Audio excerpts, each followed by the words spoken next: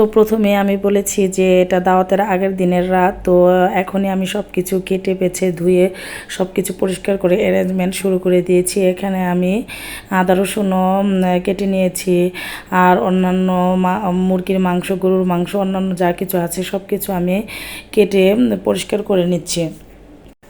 তো এখানে আমি মুরগির মাংসগুলোকে ধুয়ে তারপর স্টিলের জালির ভিতরে আমি পানিটা ঝরিয়ে নিচ্ছি, আর সব কিছু ধুয়ে নিয়েছি। এখন আমি রান্নাটা বসিয়ে দিব। এখানে আমি আমার ছেলেদের জন্য দুটা আস্ত মুরগিও নিয়ে নিয়েছি রোস্টের জন্য, আমার ছেলেদের জন্য। আর এখানে আমি রোস্টের মাংসগুলি আমি তেলের ভিতরে ভেজে নিচ্ছি। তো আমার মাংসগুলি প্রায় লাল হয়ে ভাজা হয়ে যাচ্ছে। মাংসগুলি ভাজা হয়ে গেলে আমি রান্নাটা বসিয়ে দিব। তো আপনারা সাথেই থাকুন, দেখতে থাকুন।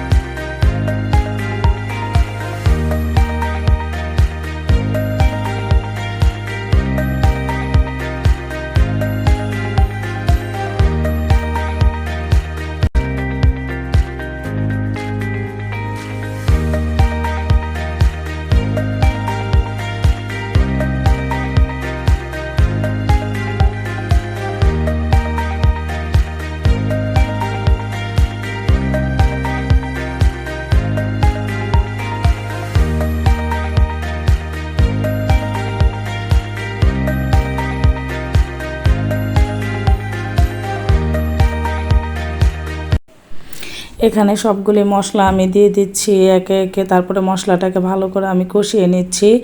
আর মুরগির মাংসগুলোকেও আমি ভেজে রেখেছি, এখন আমি ঠান্ডা করে রেখে দিব। তারপর আমি কালকে সকালবেলা এই ঝোলটার ভিতরে মুরগির মাংসগুলো দিয়ে ভালোভাবে কষিয়ে তারপর আমি রোস্টটা রান্না করে নিব। কারণ দাওয়াতের দিন একবারে এত কাজ একসাথে করা যায় না, সেই জন্য আমি কাজের প্রেশার কমানোর জন্য কিছুটা সিস্টেমে কাজ করে নিচ্ছি। এতে কাজটা অনেক সহজ হয়ে যায়, আর মেহমানকেও অনেক সময় দেওয়া যায়। আর এছাড়াও দাওয়াতের অ্যারেঞ্জ করলে ঘরের ভিতরে অনেক কাজ থাকে, ঘর দুয়ার পরিষ্কার করা, গোছগাছ করা, নিজে পরিপাটি হওয়া, অনেক কাজকর্ম থাকে। দেখা যায় ওগুলোতে কোনো প্রেশার পড়ে না, আর শরীরেও অতটা খারাপ লাগে না। আর তাছাড়া হলো যেহেতু আমি আগের দিন রাত্রে মশলাটা কষিয়ে রেখেছি বা কিছুটা কাজ আগিয়ে রেখেছি, সেই জন্য সকালবেলা আমার এত প্রেশার মনে হয় না কাজের জন্য, আর রান্নাগুলো বাসি মনে হয় না। আর মেহমানদেরকে তো বাসি রান্না খাওয়ানো যায় না। তো আমি এখানে গরুর মাংস কালাভুনা করার জন্য আমি সব ধরনের মশলা দিয়ে মেখে তারপরে আমি মাংসটা বসিয়ে দিচ্ছি। আর এখানে আমি কালাভুনার প্যাকেট মশলাটা আমি ইউজ করেছি রাঁধুনির। তো আপনারা যে কোনো মশলা ইউজ করতে পারেন। তো আপনারা সাথেই থাকুন, দেখতে থাকুন।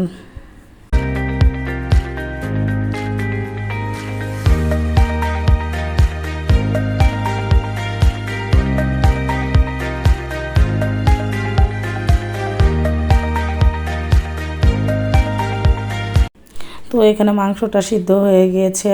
আর এখন সকালবেলা আমি ঝোলটাকে আরেকটু চুলার ভিতরে আমি কষিয়ে নিয়ে তারপর তার ভিতরে আমি ভেজে রাখা মাংসগুলো দিয়ে দিয়েছি।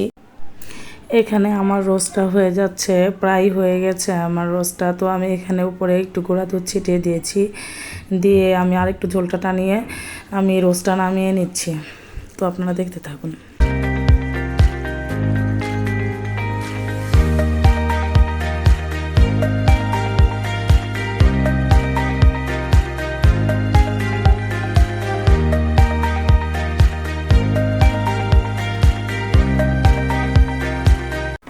রোস্টটা আমার প্রায় হয়ে গেছে। এখন আমি এখানে একটু কেওড়া জল ছিটিয়ে দিয়ে তারপর আমি একটু নেড়ে চেড়ে তারপর আমি রোস্টটা নামিয়ে নিচ্ছি।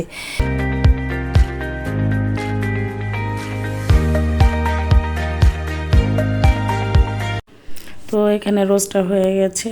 এখন আমি গরুর মাংসগুলো রাত্রে আমি রান্না করে রেখেছিলাম, সেই গরুর মাংসগুলোই আমি ফ্রাই প্যানের ভিতরে বাগার দিয়ে দিচ্ছি বাদ বাকি মশলাগুলো দিয়ে। তো আপনারা দেখতে থাকুন।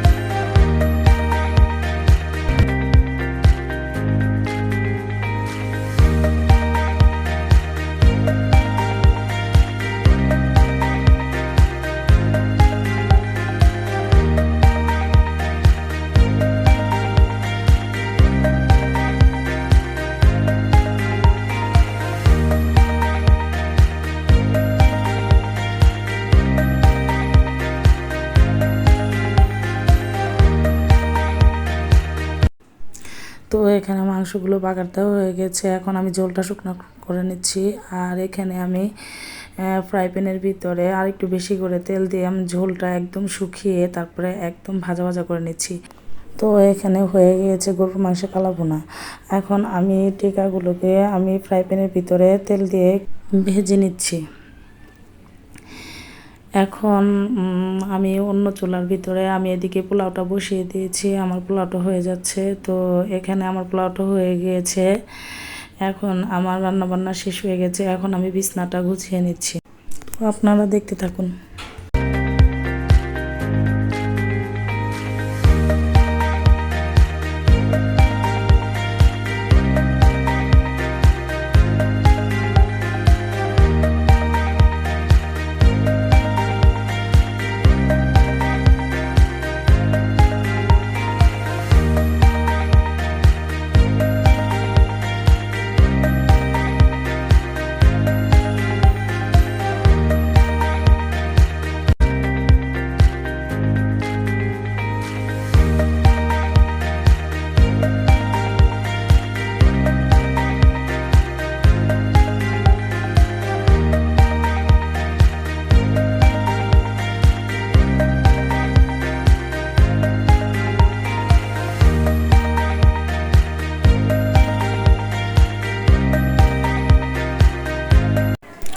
তো আমাদের গুছগাছ হয়ে গেছে, ঘরদুয়ার গোছানো হয়ে গেছে। এখন আমি বার্গার বানানোর জন্য বার্গারের কিছু পেটি আমি ভেজে নিচ্ছি এখানে।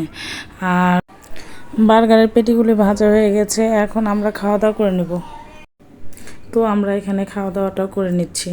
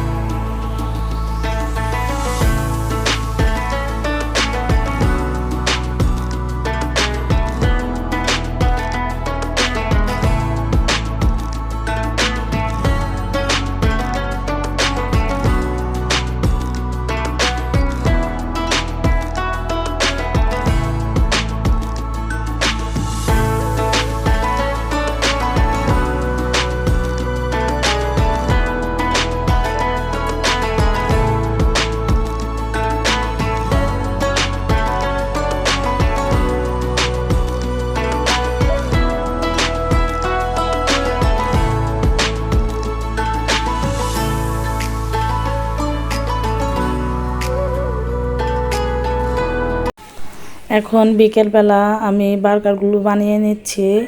তো আমার মেহমান অনেক আগে এসে গিয়েছে, তার সাথে আমি এতক্ষণ গল্পগুজব করলাম। এখন আমি বিকেলের নাস্তার জন্য আমি বার্গারগুলো তৈরি করে নিচ্ছি।